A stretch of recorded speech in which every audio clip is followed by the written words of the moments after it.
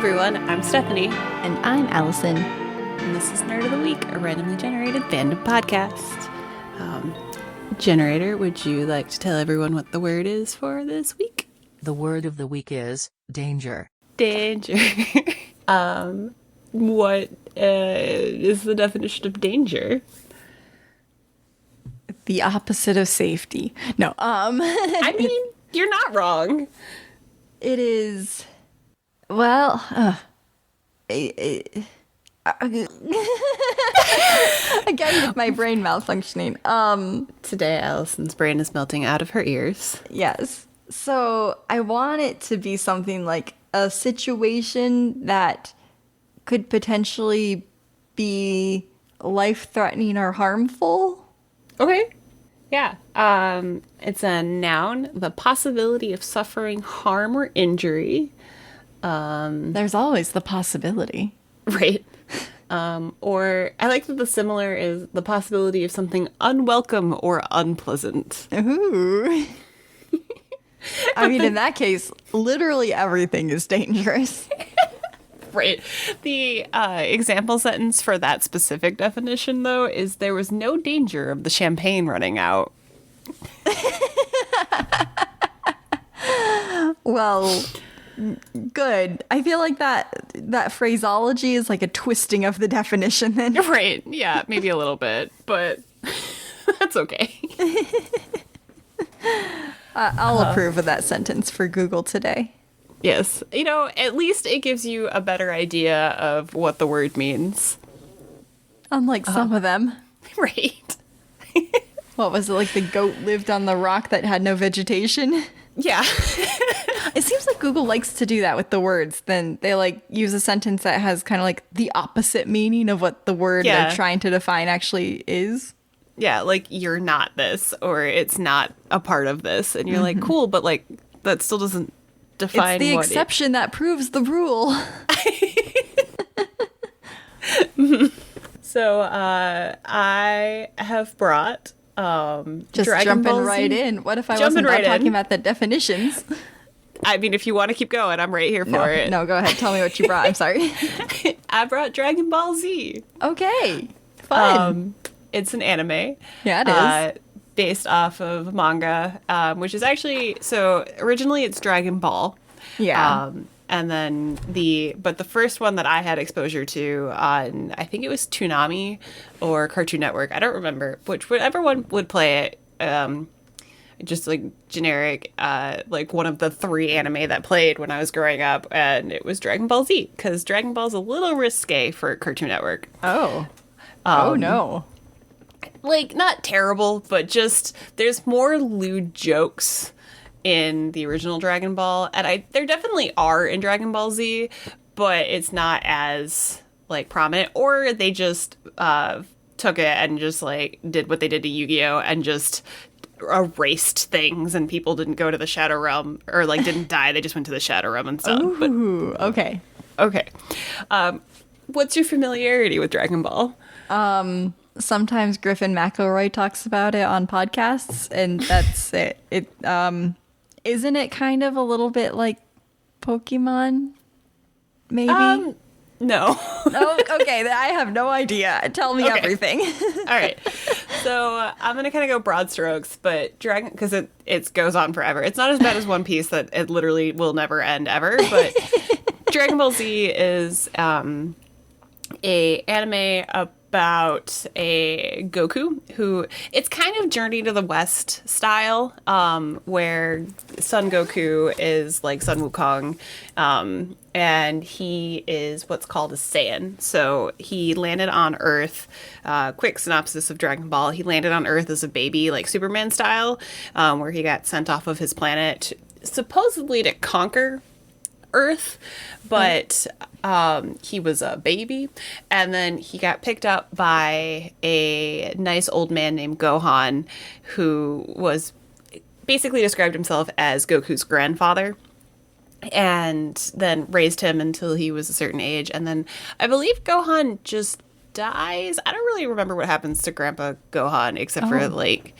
he's just old and passes away, or he may have been murdered question mark that started the whole quest. I don't These really remember. are all very different outcomes. Very different outcomes. I didn't really watch Dragon Ball as much as I watch Dragon Ball Z. I don't really know Goku's origin stories super well, but like we don't really know a lot about Gohan and Goku in Dragon Ball. We get more of Goku's like life when it starts in Dragon Ball Z. So Goku is a martial artist. He's a Saiyan. He's an alien who has like superpowers, basically. Like he has the ability to channel Kai, which is like your chi or your energy, and he can do like basically crazy energy beam attacks and things like that. And he really likes fighting because I believe Gohan ran a dojo and he was like raised with fighting, and then he became friends with Bulma and Yamcha and a handful of other characters to These are a lot of names. There's a lot of characters. The main ones to know are Goku and Bulma, and Yamcha is kind of just there. And so Dragon Ball Z itself follows Goku about 5 years after the original Dragon Ball anime, where Goku is a young adult and he's married to his wife Chi-Chi, who, aside with Chi-Chi, they met when they were kids, and Goku agreed to marry her. And he didn't know what marriage was because he thought it was a type of food. And because Goku is basically a big himbo. Basically, he wants to fight people in martial art tournaments, and he wants to eat food. And he's a good noodle who is he just wants to make sure everyone's safe. And like that's it. Okay. And so Goku, no thoughts, only vibes. And Goku and Chi-Chi have their first son, who he named after Gohan. So his first son is also named Gohan. That's not confusing at all. I mean, they never really interact because Gohan, Grandpa Gohan, because he always just refers to him as Grandpa. Okay. So Grandpa has since passed away before the events of Dragon Ball Z. So he's not actively a character. No, and Goku names his son in honor of his grandfather, kind of situation. And so he's got a son, Gohan, who's like a couple years old, and a alien named Raditz arrives on Earth trying to find Goku, whose Saiyan name is Kakarot, and reveals that... Yeah, so Dragon Ball was written by Toriyama, and Toriyama names all of the Saiyans after various vegetables. And that's my, like, favorite thing. Like, Kakarot is carrot, Raditz is radish. The Saiyan Prince is named Vegeta, which is vegetable. Like, he has a lot of fun with his names, and I love it. But basically, so he lands, and he's like, you're actually Kakarot, and you were sent here as an infant to conquer the planet, but you don't remember this, and you don't have the bloodthirsty nature of a Saiyan because you hit your head or something, and therefore we need to take over the planet. And Goku's like, no, I live here, and you can't do that. Hello, I live here? And basically, that is the plot of all of Dragon Ball, which is just various enemies making the Earth in danger. And then Goku going, no, this is my space. You can't have it. I will fight you, and then I will win because I am Goku. So Raditz is Goku's long-lost brother, probably, I think. And they get into a fight where Goku is surprised at how good Raditz fights, but Goku's also like, heck yeah, someone who's on my level, because Goku's functionally like the strongest person on this planet. Okay. So he's never really challenged by anyone. So he's like stoked to have like someone to fight with him. And then he fights Radish. Wow. Just my brain is also melting. Okay. And he refuses to join Raditz, Vegeta, and Nappa. So Vegeta is the Prince of all Saiyans and ends up becoming like Goku's like main rival in this entire series. He eventually becomes a good guy. Goku it's very much a shonen anime where we defeat you and then you become our friend because like we win with the power of friendship. And then Vegeta becomes like the curmudgeon friend who just basically wants to best Goku in a fight, but also like recognizes Goku's power and also is not 100% evil. He's just also having to deal with a guy named Frieza. But we'll get there. So Raditz decides to kidnap Gohan as a way to threaten Goku if Goku doesn't kill a bunch of people. And I think like the way Raditz does it is like, if you don't kill 100 people, then I'm going to murder your son. And Goku is like, no. How about you don't, though? And then he goes to fight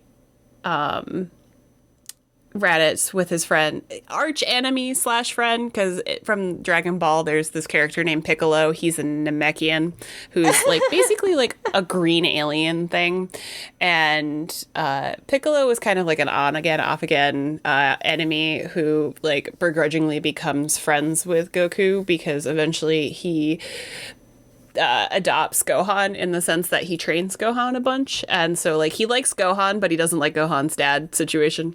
But Piccolo, recognizing that Raditz and the other Saiyans are going to destroy the planet, decide to team up with Goku and fight Raditz to defeat him and then save Earth. And at some point during the battle, Gohan while he's watching his dad and Goku get beat up by Raditz, he has this moment of like crazy rage and then manages to like punch Raditz. Now keep in mind, Gohan's like 3, and so, but he just becomes like the crazy rage supposed like Saiyan because Gohan is partial Saiyan now because he's half human, half Saiyan. Mm-hmm. And then it gives Piccolo and Goku the upper hand to then restrain Raditz so that Piccolo can kill Raditz with his deadly move known as the Special Beam Cannon and mortally wounding both, I believe, Goku and Raditz and then kills them. But before Raditz succumbs to his injuries, he warns Piccolo. Oh, okay, that's why. Vegeta and Nappa are on their way. That's, okay, I'm there. So Vegeta and Nappa are on the way. So more Saiyans are coming to take over Earth. And he reveals to Piccolo that that's going to happen. And so there are these things on Earth. And all planets, I think, have, like, this kind of thing. It's not really like 100% clear if it's like all planets or just some planets. But anyway, there are these things called the Dragon Balls, and there's 7 of them. And each Dragon Ball, once they're collected, summons the mystical dragon that will grant you 3 wishes. And then every time you collect them and give the 3 wishes, and they're scattered throughout the world, and then you have to go find them again. And then it basically becomes like a serial fetch quest to get all the Dragon Balls. It's like herding sheep to get wishes. Yeah, more or less. And it's always some like ridiculous amount of thing that the Dragon Balls end up in ridiculous locations. And Goku's grandfather had the 4-star Dragon Ball. And then so he gave it to Gohan. And so Gohan wears the 4-star Dragon Ball in his hat. But regardless, so the friends of Goku need to revive him with the Dragon Balls. But Goku's like, hang on, I'm dead, but I'm not like super dead because there's like the afterlife, which is hell, Hel. And he travels what's called Snake Way, which is kind of like functionally like purgatory, and that like you have to get through it. But if you fall off Snake Way, then you end up wherever like that part of the afterlife is. But he's trying to make it to King Kai, who is I don't really know what a Kai is, but he's basically like kind of like an immortal being who can train warriors. And so Goku's going to go to King Kai's planet and train on King Kai's planet and then have them revive him in a year so he can fight the Saiyans coming onto the planet. And on Earth, Piccolo, having seen Gohan kind of go into this like crazy rage, was like, you've got potential. I'm going to train you and teach you how to fight. And his first bit of teaching him how to fight is to just like strand him on an island for a while and be like, survive. Good luck. And wait, it's Piccolo, kind of like in The Incredibles where Mr. Incredible gets transported to the island. Is like, you're going to train here for a second. Yeah, more or less. It's basically dump them on an island and get them to survive, and then that's somehow a form of training that's appropriate to do to young children. But in this like training, like they always show like Piccolo kind of off in the corner, like he claims he's like left Gohan on this island for like a month or something like that, but at every point Piccolo is not as much of a curmudgeon as he's as led on to be, and it'll like zoom out and like Piccolo will be up like hiding in a tree keeping an eye on Gohan, and then he just like conveniently leaves food places, so Gohan's not like completely alone, he just thinks he's alone. And then Gohan, so Saiyans have a tail, and that lets them turn into this, like, King Kong-style monkey beast if the full moon rises, which this one always bugged me because, like, they're Saiyans, so, like, does this happen on the Saiyan planet? Like once a month, everyone kind of goes crazy, or is it because you're on a different planet and that it just happened to be a moon? Is it just like a weird association with the moon? I've never understood the transformation thing. But Gohan turns into a giant monkey thing and tries to like destroy an area, and Piccolo ends up destroying the moon because he realizes what's happening. And so he like shoots down the moon and then cuts off Gohan's tail. And Goku had something similar happen to him when he was very young too, but that was done by his grandfather, so that you don't turn into like giant rampaging monkey creatures and destroy the planet. You know, just normal things happening in this anime all the time. Just anime things. Just anime things. Just shonen anime things. And then, so there's like basically like a long training montage. All of Goku's friends. So there's Goku's best friend is Krillin, and then he's got Tien, Yamcha, just a handful of other like fighters who are like the best fighters in the world. Kind of build up their power to be as strong as they can when the Saiyans arrive. And so a year goes by, and Goku is revived with the Dragon Balls. And the Goku's allies are already fighting Nappa and the Prince of All Saiyans, Vegeta.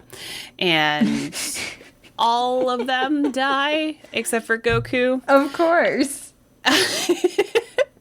And Piccolo is so there's also this, I'm going about this all the wrong way, but like there's also there's so much in here that I didn't realize that was in here that like it's fine. So there was a character named Kami, which is basically, he was kind of like a god, but basically he was on this like platform that overlooked all of Earth, and he is also a Namekian, which are the green people. Oh my God. And he basically served as like a defender of Earth and kind of like watched over Earth. And so Piccolo and Kami were the only two Namekians on Earth. And then at some point, Kami died or was about to die. And because Kami is so tied to the Dragon Balls, like he's a defender of the Dragon Balls, Piccolo ended up absorbing his life essence so that the Dragon Balls could remain and then we don't lose the immortal dragon. So if Piccolo dies, then the Dragon Balls go away because he has like the power and essence of Kami. And so Piccolo also gets killed by Nappa or Vegeta, I don't remember, in the battle with the Saiyans. And at that point, Goku finally makes it, and he goes to avenge his fallen friends. And this is where the meme, I don't know if you're familiar with the meme, what's his power level? So Vegeta has this scanner, and he's like, Vegeta, what's his power level? And Vegeta's like, it's over 9,000! And smashes the power level reader thing, because it's like apparently no one has a power level that's over 9,000. And it was very memeable back in the day. Sounds like it's pretty memeable now as well. It still is. Like, if you tell a nerd who knows anything about Dragon Ball over 9,000, they'll know exactly what you're talking about. And then, Wait, go. hold on. Yeah. You know that one meme with the butterfly? And it's like, Yes. is this whatever it is? Yeah. That's not from Dragon Ball, is it? No. Okay. No. Same era, though, Okay. of anime. I don't remember what that one's from. Listener, if you know what anime that's from, let us know, please. Thanks. Yeah, if you know what I'm talking about. Probably you do, but... Yeah. Meme culture, hashtag. Well, actually, our demographic is mainly our parents, so I don't know if fine. people know what we're talking about. Anyway. It's fine. It's fine. So, all right. So Goku defeats Nappa in battle and cripples him because Goku doesn't kill people or tries really hard not to kill people because he's a good character TM. And so Vegeta being like, you're useless to me, and they like evil villain kind of thing, killing your henchman situation, kills Nappa instead. And then Goku has to upgrade. So like there's a lot of Dragon Ball where there's a lot of standing there and screaming because that's how you power up. And so he goes into I think it's Kaioken, where it's his like first level of it, like increasing his power beyond even his like baseline power. And he then proceeds to fight Vegeta, and he defeats Vegeta by chopping off his tail and like basically like dropping his power in half. And then Vegeta leaves and like threatens Earth and says that he's going to come back and destroy the planet and get revenge on Goku. And so that's like the first arc, which is like the Saiyan arc. And then there's many more. So there's the Frieza arc, which Frieza is this like alien villain who basically destroyed planet Saiyan, or I think the Saiyan planet Vegeta, and because Vegeta is also the name of the planet the Saiyans come from, which you know is fine. It's fine. It's not okay. And so Frieza comes and is like this big crazy villain, and then that arc is the reason that Vegeta turns to become friends with Goku, because like he destroys Frieza, and then Enemies there's the Cell to lovers, you say? Enemies to lovers, exactly. And then there is the very short Garlic Jr. saga, and then, yes, I know, and then there is the Android saga and the Majin Buu saga, but basically, like, every arc is, like, an increase in crazy power scaling. Oh my and God. There's some villain that comes and is, like, the worst villain that Goku's ever seen, and then he has to defeat them. But of course he does every time. And of course he does every time. Through the power of friendship and magic? Through the power of screaming a lot and becoming a various level of Super Saiyan. And then their hair goes blonde, and then he's more powerful for some reason. Mm-hmm. The original run, the idea had been to slowly pass the torch. So Goku was supposed to be Earth's defender, right? And then he, in the android saga, so there's the androids that were built up, and then there's the perfect life form named Cell, and he was more or less an android that absorbed the other androids to be like absorb all of their power. I don't know how that works, it just did. And then Cell was like actually beating Goku, and Goku wasn't going to make it, and Goku dies a lot and is revived with the Dragon Balls, and then there's some arbitrary rule that you can only be revived with the Dragon Balls like 3 times, and that's it. Oh no. Which gets thrown out the window in like later seasons, but like that was like the shtick was like Goku couldn't come back. And the goal of the Cell arc was that he finally passed the torch to Gohan, where Gohan's aged up. He's like a late teenager, and he has this really awesome ultimate battle with Cell where he does his father's ultimate move, which is the Kamehameha wave, and he like takes out Cell and like completely obliterates him and then wins. And then like that's how it ends originally. And it's so Gohan becomes the defender of the planet, and then Toriyama had, I think, originally intended, like, if he was going to do more, it was going to be about Gohan.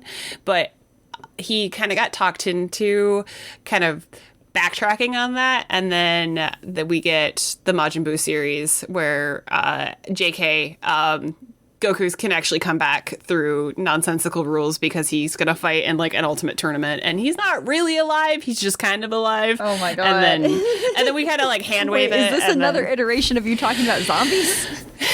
So, yeah, kind of accidentally. He's more of like a spirit that shows up.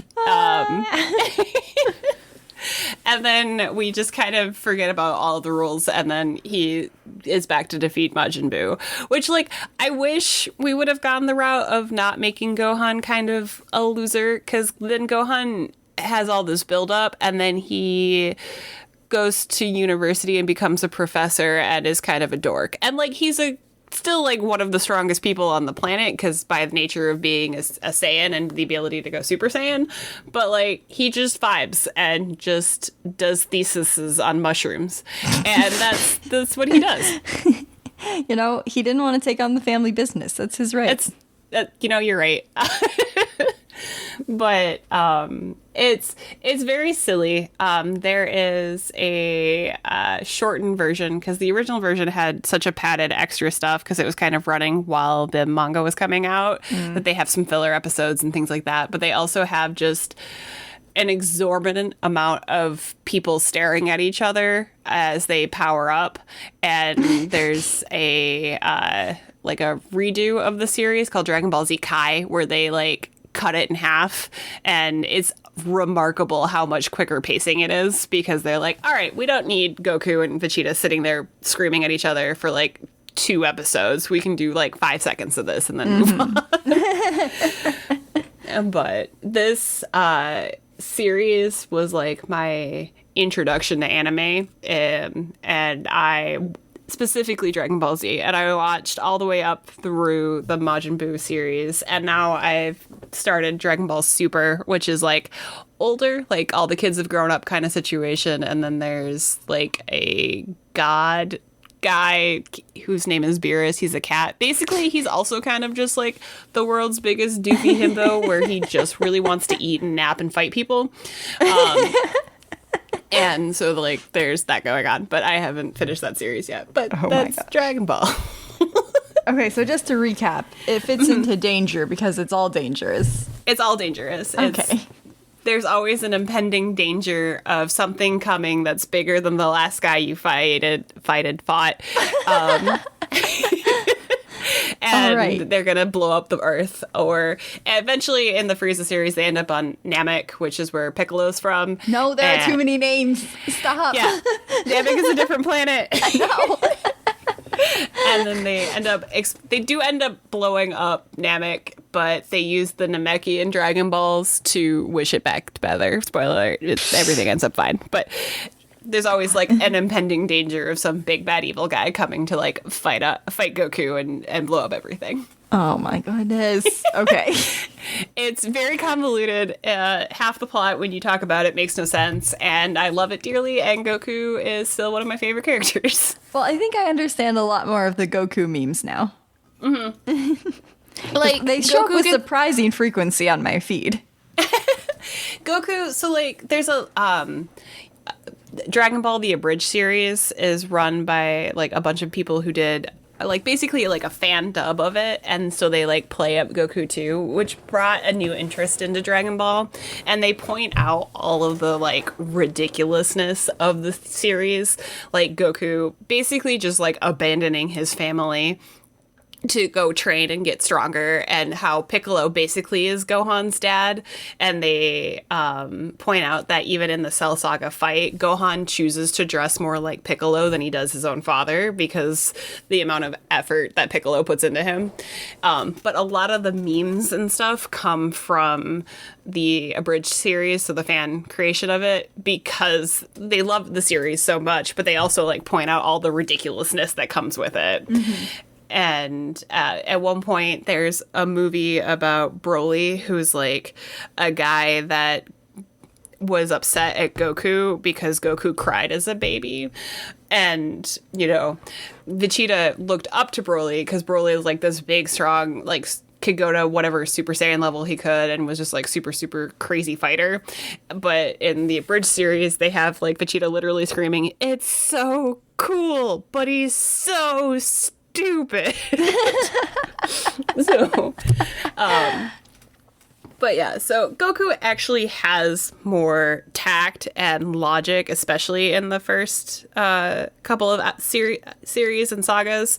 And then, like, it kind of gets played up for laughs by Super and the abridged series and things like that. Like, he's more of a tactical fighter than people let on or like give him credit for, but it's also ridiculous the amount of things that Goku's like, yeah, hey, Cell, fight my son, but let me give you this like plot device sensu bean that's gonna heal you up, even though I just spent like 7 episodes beating you down and then lost so that my son could have an advantage, but I'm gonna heal you before you fight your son.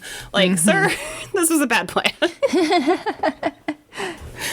So yeah, it's very memeable. It's very fun. It's a little bit head scratching, but it's definitely it's definitely like a shonen anime where it's just ridiculous and the power scaling just keeps getting more and more insane. It sounds fun. Mm-hmm. I will say that sounds fun. Mm-hmm. It is a core memory, and I spent a lot of time watching this series. All right. Would you like to do a palate cleanser of a quote? I would love that. Okay. Let me pull it right up. It is danger. Ha! I walk on the wild side. I laugh in the face of danger. Ha ha ha ha. I think I know what that's from. I bet you do. Okay. I bet you have something to say to our listeners. Oh, you're right. I do. If you know where the quote is from, listener, feel free to message us on various forms of social media. I think Twitter is like formally died, but we have Instagram and YouTube and Facebook and TikTok sometimes, but you can find us using the hashtag Nerd of the Week or NOTWP. We would love to hear from you. Yeah, we would. We never hear from anybody. Come chat with us. We love talking about our things that we love. Yeah, and we've never interacted with anyone on our socials, so we don't really know how much we like that or not. But we think we might like it. Come play with us. Play with us. All right. Let me tell you about another thing that you can talk to us about on our socials. All right. And today I've brought us a lovely book that I have just finished reading. And okay. I think it's fairly new out. Let me see when it was published. Here, I have it sitting here with me. Oh, boy. Never, ever prepared. Oh, it was published right in not 2013. My gosh. 2023. 10 years ago. It was brand new, 2013. No, literally 2023, though. All right. So, yeah, quite new. I should tell you what it is. Here I go again, hiding the lead. It's called The Fairy Bargains of Prospect Hill. Okay. I found it at Barnes & Noble because it was their book of the month a few months ago. All right, fair enough. So anyway, it starts out with like this like family's old story, essentially.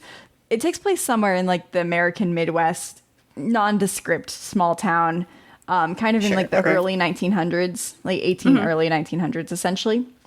So anyway, the railway is going through, and the story goes where the the grandpa of the family, who at this time was kind of a young man, he was working on the railroad, and he thought Prospect Hill, that they were like going through this area, was like the most beautiful place that he had ever seen.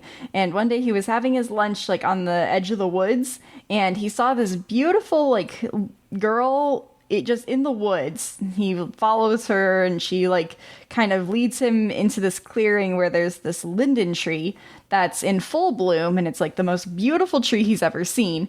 And the girl says something like, "I'm a fairy and I can grant you whatever you wish as long as you give me something in return." And he's like, "Oh, well, I don't really have..." Classic fairies. Yes, classic fairies.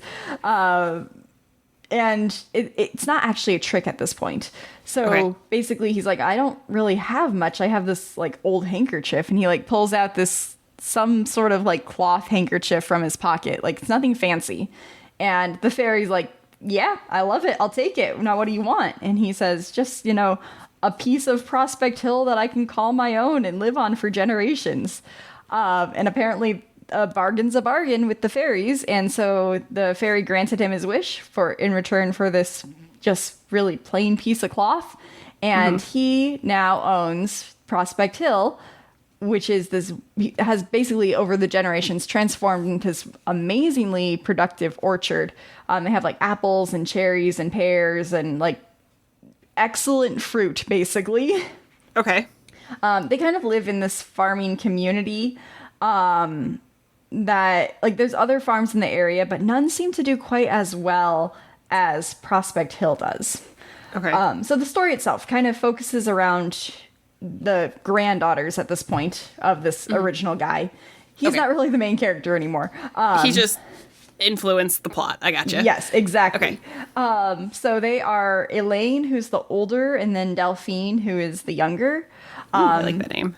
I know, they're really good names. Not standard, but believable. Yeah.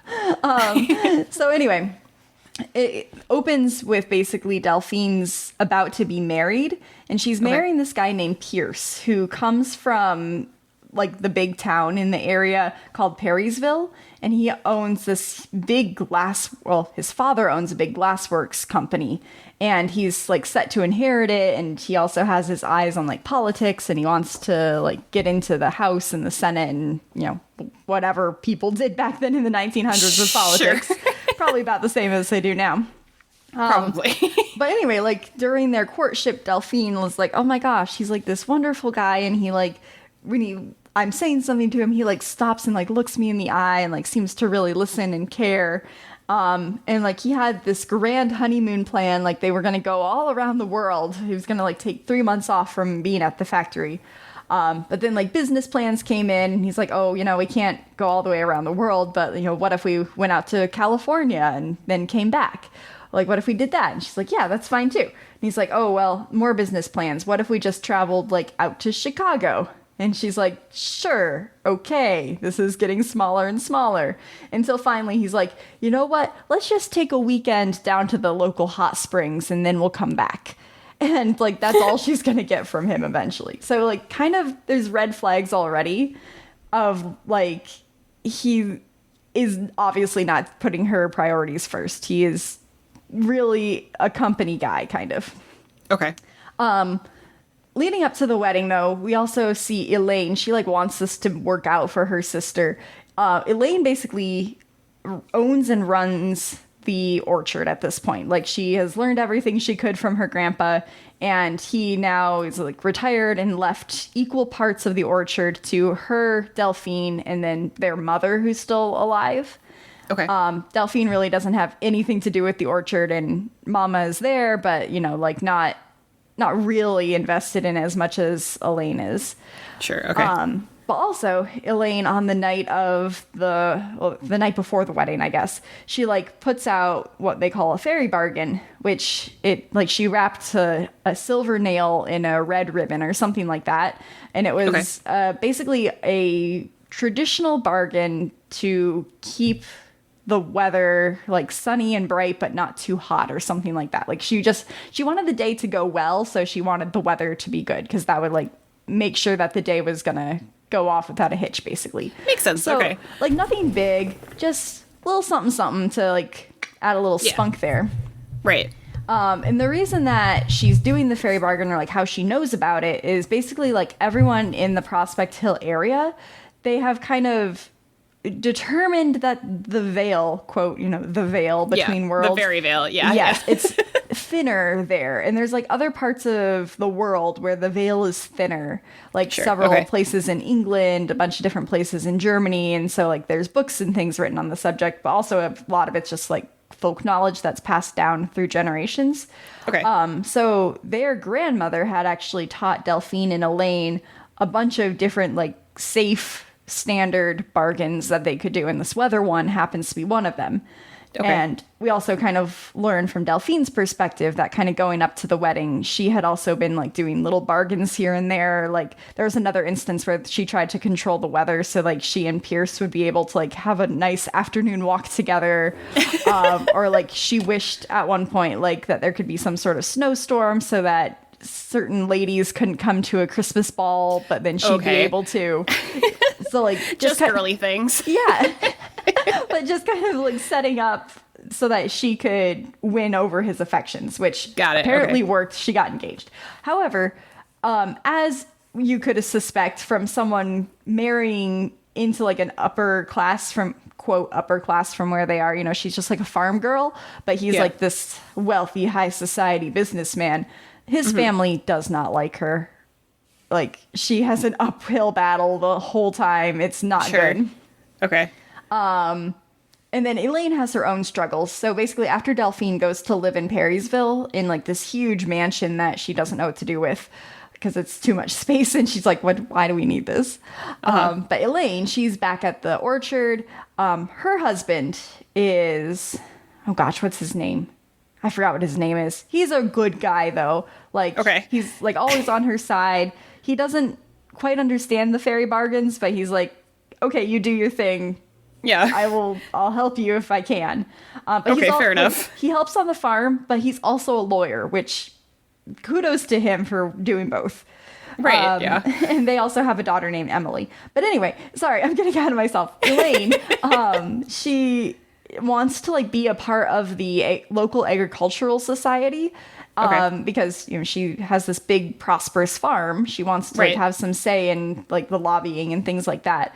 And so she puts out like some little bargains that are like there's nothing that she knows of that it's like, help me win this election, but just like a fairy bargain to be like, help people like look on me fondly or something like that. Like she's kind of like working with these nebulous things of like, well, maybe if I just not ever a good plan with fairies. Well, listen. So she actually does get elected, and like most of the society was already women. Like it was for whatever reason in this area, it was a predominantly women society for the like the agricultural club. There was a few guys in there, and they like are not pleased that Elaine has won the election, but like everyone else is like, wow, this is like the best our meetings have ever run, and you have like some really excellent ideas.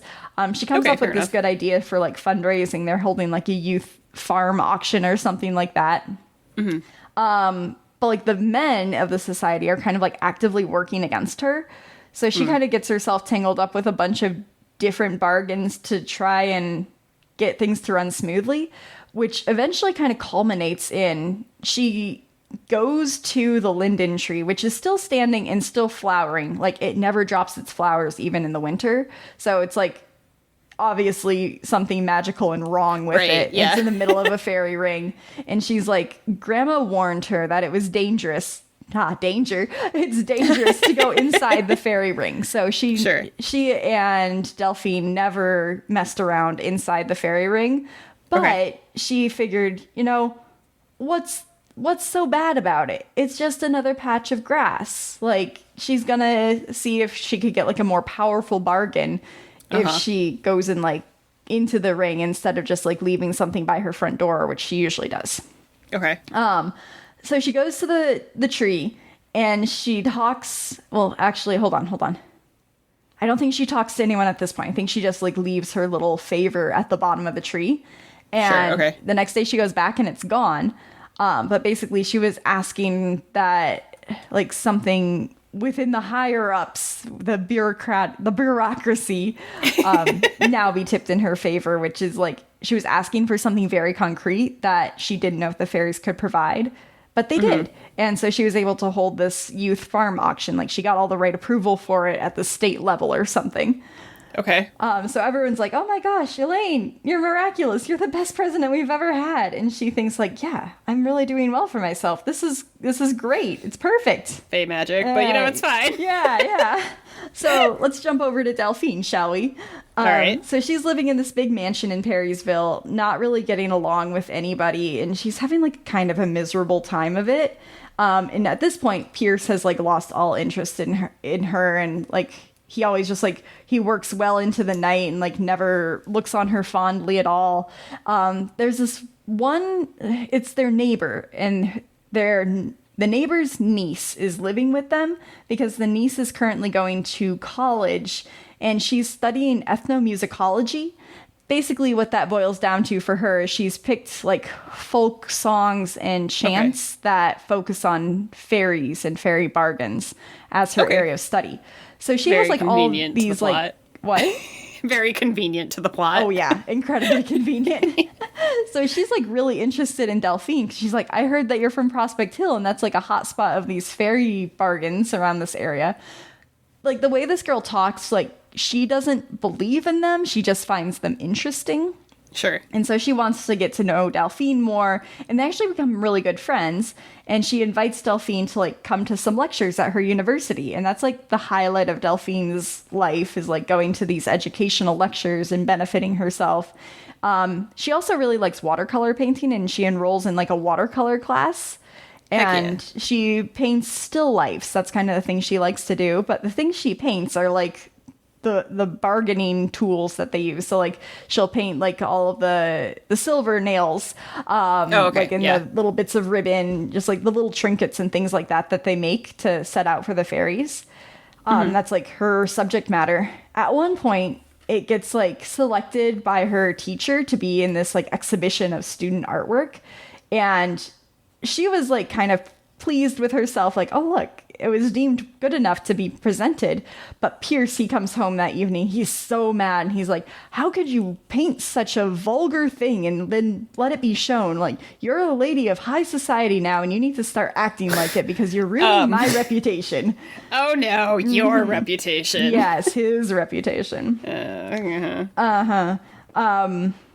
Let's see.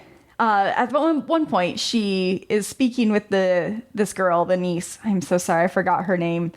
It's okay. I'm so bad. It might be Isabel. I don't know. That's probably wrong. Anyway, and she lets her like see some of these academic books that she's been referencing, and Delphine like reads the books and is like, these people like they don't believe in these things. It's such an academic way of speaking about this. But they're useful to them, to actually both her, Delphine, and Elaine, because they have little bits of knowledge, and it's like things that they know of. So they're like, oh yeah, I know that this thing works. So if that thing works and is true in the book, then maybe this other thing that's in the book also works. So they're kind of like broadening their horizons of what can be done, like what's the scope of the fairy magic, and they're learning more than they ever thought they would in the first place. Sure. Okay. So anyway, one day Delphine, she's kind of moping around in her house. She doesn't have much to do because Pierce is away. But she realized, like, oh, I have to get ready for this Christmas party. She has this really fun dress that she thought was going to be, like, a smashing success with the ladies in town. But it's turned out a lot more gaudy. Like, she had it special made, and it turned out a lot more gaudy than she wanted it to. But she, like, has to wear it. And then she, when she's at this Christmas party, that's at her house. And Pierce has, like, just announced that he's officially running for, like, state senator or something like that. And everyone's like, oh my gosh, that means that you must be taking an interest in things as well, Delphine. And they're like asking her all these things. And basically Pierce's platform is like, we want to be able to make rules about workers, but like in our favor. So like, Oh God, okay. Sure, we'll say that children under 16 can't work overnight at the factory, but we do still want to employ children under 16 at the factory. So just like kind of real sketchy business principles. And then people are also kind of starting to ask her about like, and what's your view on like women's suffrage? And she like has to like be all demure and like, oh, I could never do such a thing. I don't know, My faint lady heart could never think of voting. And like truly she doesn't have much of an opinion at this point of that, because I think she like just heard about it. But anyway, so she and Pierce are retired to the bedroom after the party, and Pierce is like, you did not do a very good job representing me at the party today. Oh gosh. And, like, he's just reprimanding her about like things that didn't happen and like things that he thought people were saying behind her back that may or may not have been true. And she's just like struggling to get this goofy dress off, and she like is feeling ridiculous already. And then like the back of the dress gets caught and she can't undo it. And she's like trying to ask him for help, but can't interrupt him at the same time because he's going on and like, quote, important things. Oh, and God. at one point he just like yells at her, like, take that ridiculous dress off. And she can't. And it's just like, she's getting more and more like embarrassed about the situation. And he gets so mad, he like backs her up against the wall and smacks her across the face. Oh, and what a jerk. So, I know. So after that, he was nice enough when they were first married to buy her a little motor car. So she packs up in the motor car and goes to visit her sister Valid. back at Prospect Hill. And she like comes in crying, obviously, and tells Elaine everything that happened. And Elaine is like, you're going to stay here. You're not allowed to go back to him. Like, we're going to protect you. And she actually convinces Delphine to file for divorce, which was something like Delphine thought she could never do, because all of the ladies about town are like, oh my gosh, people who get divorced, like, oh my gosh, something wrong with the women. Like, that's not okay. Yeah. But they convinced Delphine that no, it is okay. But she's like, but we have to like prove that he hit me or like did something bad to me. Like, how are we going to do that? He's so powerful. How are we going to get a judge to like do this for us? Well, Elaine has an idea. She is going to go into the fairy ring again. And this time she like does some ritual where she's able to summon the fae. So a fairy lady like comes out of the tree and she's like, I will help you, but I have a very big bargain for you. And if you don't make this happen, then it's gonna end really badly for you. Womp like womp. Okay. The most ominous. Yeah. And Elaine is like, it's fine. We can do it, whatever. And so she says, all right, so I need you to bring me the fruit, the branch, and the flower of an apple, and it all has to be by the next full moon. And it's like, obviously you don't have fruits and blossoms at the same time on apple trees. So how's she gonna do that? Well, luckily Elaine is, I was gonna say smart. It's not really smart. It's more like sentimental. And she would always like, she had all of her trees like named and marked out basically. And whenever there was a blossom, whenever they would come into blossom, she would take one flower from each of the trees and press them in a book. Just as like a keepsake of like, look at my lovely orchard, it flowered. Okay. That's more reasonable. I can understand that. So she was able to like have these flowers preserved, and she like knew which tree they were from. And so she could then go get the apple and like get a clean branch and whatnot and take it over to the fairy lady. And she accepted it, which was great. Good. And actually then they have this judge who's like new to the circuit, and like he doesn't care about the high powerful people of the area. He just like wants to uphold justice. Like, he's a good egg. Good. And he grants the divorce, and we think that that's that. Well, it may not be, because we have to somehow make it so that Delphine is like not implicated in any of this and like not talked about. Like, there's her womanly reputation. Understood. Not exactly hers. It's just like she wants to be completely separated, basically.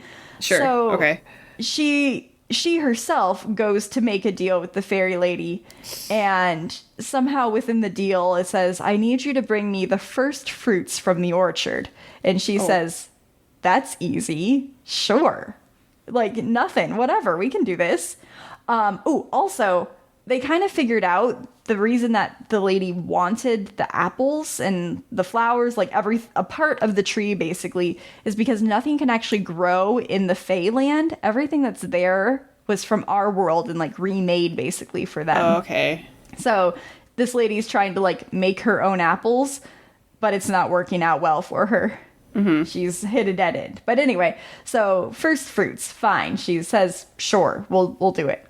Well, that wasn't a good idea, because the first fruits, if they get lectured by their great aunt about this after it happens, was like a biblical reference of, no, it's your firstborn child. What are you doing?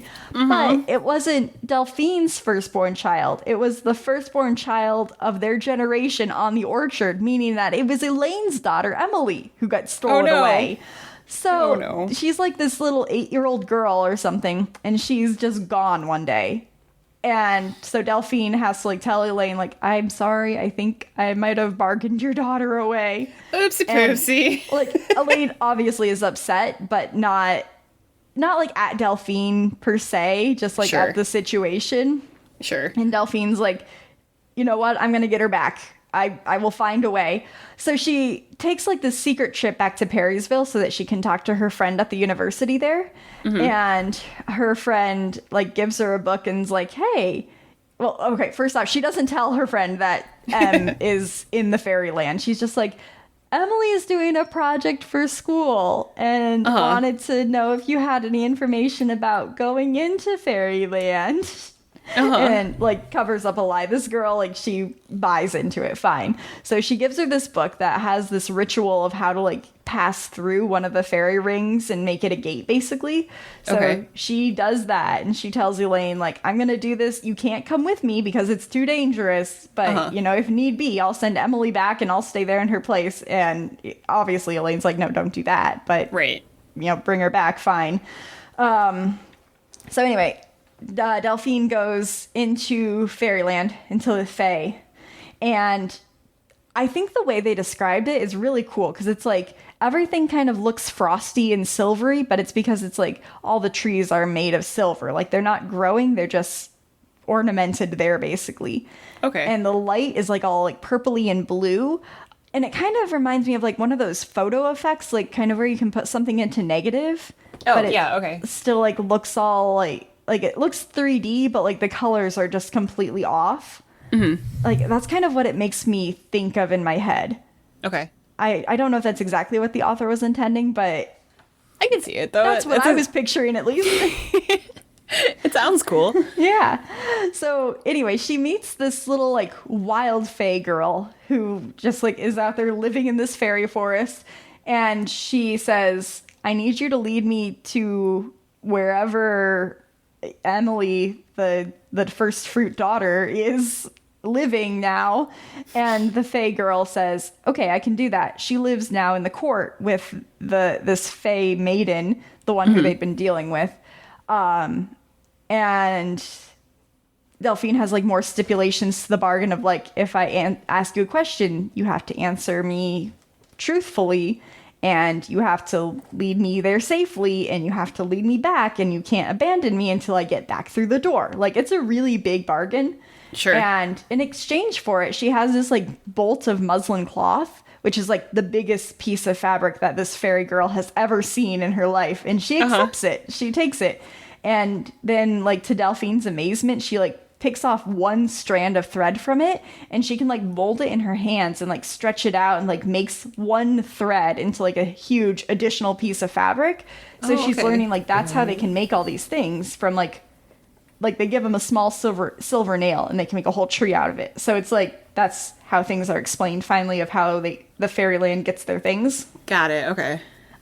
So she gets taken safely through the wood, and she arrives at the fairy court. And she confronts the Fae woman. She's like, I know you have Emily, and that wasn't a fair bargain. You have to give her back.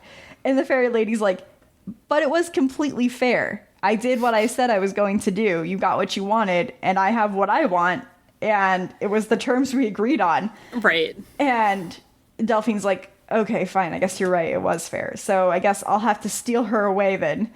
The fairy girl, she like is not allowed in court. She's been banished from the court for some reason. Okay. Which we'll find out later. But Delphine goes back and like talks to her, and she's like, you know, you could steal her away, Emily away, but she's just going to be brought right back. But if you do it enough times, then the fairy maiden will be tired enough of fetching her back that she might eventually just give in and let you keep her. But that's also really detrimental to Emily's mind, and she'll just go mad. So she would not be your Emily anymore at home. Oh. So, like, there's trade-offs to that plan, and Delphine decides that's not the right way to go. So she's like, I must find a different way. So she actually goes and, like, consorts with the fairies in the court, and there's one little group that seem to be more in her favor. So they're described as, like, this woman who has silver antlers, which I don't know if it's, like, a headdress or if she actually has antlers, but whatever. It sounds pretty cool. Regardless, either way. And then this other guy who... he sounds rad as hell. He is wearing a tailored pink suit. He has golden eyes and golden hair. But then they describe as like an inky complexion, which they also say like his backstory. He was an escaped slave. But like, can you imagine golden hair? That sounds so cool. Like I think he'd be cool if this was a live action. So anyway, they're like kind of consorting together and trying to get Delphine in on their plans, because the way the fairy court works, there's actually no ruler. And at one point, Delphine makes mention of like, well, in our human stories, there's always like a king or a queen. And they're like, haha, your human stories, how funny, how quaint. How quaint, yeah. You don't know anything of us. So actually, it's like they're all equals per se, but some of them have like more sway than others. Sure, and okay. It depends on the quality of the bargains that you make. And so like right now, the fairy maiden, also no one knows each other's names because, you know, names have power. Right, yeah. So they don't even know each other's names. But anyway, so the fairy maiden, she has basically, she's top notch right now because she has a whole human child right now. Right, okay. Like, that was a big bargain. But the other fairies don't like her as much, so they want to see her overthrown. So if they can like humiliate her by having her bargain taken away or reversed, then they can be on top, essentially. Okay. So they're trying to work with Delphine to try and find a way to get the maiden to give up the girl. At one point, they do kind of toy with the idea of like, well, you know, we could have you bargain yourself to stay, and then we could pull some strings at the fairy court to have the girl released. But that's just kind of a maybe. We can't guarantee that that would actually go through. It kind of sounds like it's a whole judicial process. Yeah, a little bit. They're like, are you familiar with politics on your side of the veil? And she's like, oh, actually, yeah, I am. And they're like, so you know about these things. It's never guaranteed. It's always what the public may or may not want. And also all then this what the red rich tape. and powerful may or may not want. Yeah. So she decides like, that's too risky. I'm not going to like stay here and not be definite. Like, we can't have that. She goes back and like is speaking with the wild fae girl, and she kind of learns like everyone's name who's at court, and actually anyone who's in fairy, they actually keep their names that they had when they were in the human world. And that's another thing. So nothing can grow there, which means also they can't have babies there. So anyone who's in Fae actually came from the human world and had to stay there somehow. And is like transformed. That's a neat twist into to it. Fae. I like that. Okay. Yeah, so like everybody who is a fairy actually was human at one point in time. Okay. And Delphine asks the fairy girl, like, do you remember anything from before you were here? And she's like, well, yeah, I remember I lived on a farm, and I was going to be forced to marry someone that I didn't want to marry. And I knew that, you know, I had to leave. I had to get out of that situation somehow. And, you know, my poor mother, she just had 2 other younger babies. And, like, it was just a lot of stress for my family. And kind of piecing this together, we get, like, flashbacks of things that we knew from Delphine's family history, where actually her great no, her grandmother's sister had disappeared like the day before her wedding. And this had happened when her grandmother was just a baby. And so now Delphine knows this girl was her great aunt, and her name was Violet. So she knows this girl's name now. And so basically, if you're able to guess someone's name, it can't be given freely. You have to guess it, kind of Rumpelstiltskin-esque. Right, okay. Then they owe you a favor, which is different than a bargain, because a bargain is like there's an equal trade from both people. A favor is they will do something for you, no questions asked, you owe nothing. So this fairy girl, we also learn, was cast out of the court because she made a stupid bargain that was not necessarily equal in everyone else's eyes, even though she thought it was a good deal. And it was that she accepted a small piece of cloth for 100 acres of land on Prospect Hill. So she was the fairy that their grandfather had originally seen all that time ago when he got his property, basically. Okay. And because of that, the court's like, that was not a wise bargain. You are thrown out of court. You're banished. You have to go live in the wilds. And maybe you can come back in a few thousand years if you do good out there. Right. But until then, we're not taking you back. So basically, if she were to do this favor and have the Fae woman's daughter taken back, then she'd be even more banished. Like, there's no chance of her ever coming back to the fairy court. And Delphine, now knowing that this is like her relative, she has like some caring for her, and it's like, well, I don't want you to be stuck in the wilds forever. Like, I want you to be able to go back to the court so that you're safe, because there's bad things out in the woods. Like, she could be killed at any time. So she comes up with this plan, which the whole time you're kind of wondering, like, how is she going to get out of this? Like, like, they really make it like every avenue she goes down, it's like, nope, there's a roadblock. Like, it really is quite like politics. So she kind of finds out, like, the only thing that really she has of value at this point is she knows this fairy's name, but she's not going to double cross her. So she goes back to the antlered fairy lady who is scheming against the fairy maiden. And she's like, you know what? What if I give you someone's name? Because you don't know anyone's name. And if you did, you'd have power over them. So I know a name and I can give it to you. And also, I will have you take in. She doesn't say she wants this the antlered fairy to get rid of Emily. To free Emily. Right. She says, I want you to take in the fairy girl from the forest. And the antlered woman is like, I guess I could probably make something of her at this point. She seems like a good egg. So fine, give me the name and give me the fairy girl. So then Delphine goes back to the fairy girl and she says, look, I have secured a place for you at court. You have a guardian there who's going to vouch for you. And like, they can't turn you away because she has your guardianship now. And I'm going to invoke the favor and I'm going to have you free Emily for me. So basically she was able to secure both of them safe places. So then Emily gets turned free. She gives Violet's name to the antlered woman. And it was kind of like a little bit of a trick because Violet says she would have learned my name anyway if she was going to be my guardian. But, you know, since she didn't know that was the name that Delphine knew, like, she allowed herself to be tricked. And Delphine's like, I thought it was going to incur some sort of wrath, but she was actually cool with it. So whatever. It's fine. So Violet gets to stay in the court and Emily goes free and Delphine goes home.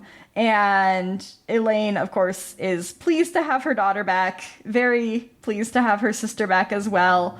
Kind of there's a nice epilogue where finally it's like several years later, Emily is graduating from high school and she's going to like go out to college. And she is excited to see her Aunt Delphine, who had moved to Chicago because she wanted to like make a name for herself like on her own in the big city, like bigger than even Perrysburg. And then Elaine, she's like not only like the president of the Agricultural Society, but like someone actually in politics, and she was like a big leader of the suffragette movement and like was critical in getting some of those amendments passed, basically. So it was happy ending for all, and they overthrew the patriarchy. And Hooray! Magic, yay. That sounds delightful. Yeah. It sounds a little convoluted, and I think I missed a lot of the plot actually in this recap, but also That's okay. kind of a thought that I had going through it. I'm like, oh, well, of course that was going to happen. Like, once you read it, you're like, oh, well, that was obvious. Right, yeah, But okay. I think, like, it keeps you in enough suspense. You're like, ooh, it could go, like, one way or the other. Which way is it actually going to go? So I think it is a good read. It's a good, fun read. And I think the characters have good traits. Like, they're not perfect, but they're also, like... You want them to come up on top, basically. Got it, okay. Yeah. So 10 out of 10 would recommend. What was it called again? The Fairy Bargains of Prospect Hill. Okay, cool. Would you... Oh, I should tell people who it's by. I'm sorry. Give credit where credit's due. Yeah. It's by Rowena Miller. Ooh. Good names. Good names. All right. Would you like my quote again? I would love your quote again. Okay. Let me pull it right back up here. Danger? Ha! I walk on the wild side. I laugh in the face of danger. Ha ha ha ha! Would it be The Lion King? Sure would. Oh, Simba. Oh my goodness. Yeah. That's a good quote for this one. I was looking for a quote from Twilight that had danger in it, but I couldn't find any, and I wasn't about to watch the entire Twilight series just to find them saying the word danger. My only thought would be like, this is the face of a killer, Bella. But I don't know if there's the word danger in that monologue. There's not. I watched that scene on YouTube. They luckily had that scene out there. They never say danger in that scene. I can't believe it. Aw. But anyway, I'm glad that I had inspiration for something that is worthy media of The Lion King instead. That's true. It's a good quote for this one. Next up, what generator would be our word for next time? The next word is bottle. Bottle. Bottle? Bottle. Message in my bottle. That's the only thing that comes up to mind immediately, but I shall stew on this one. Yes. There shall be much stewing, but it's not advisable to have stew in a bottle. No, that'll probably break the bottle. Or, be too chunky. Burn your mouth as you're trying to drink it. I don't know. Lots of problems with stew in a bottle. This is true.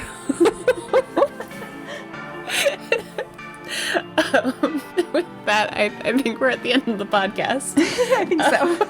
So remember to reach out to us on social media if you got a sensible chuckle with us, or share it with a friend so we can grow as a podcast. Thanks for listening and hanging out with us. As always, I've been Stephanie.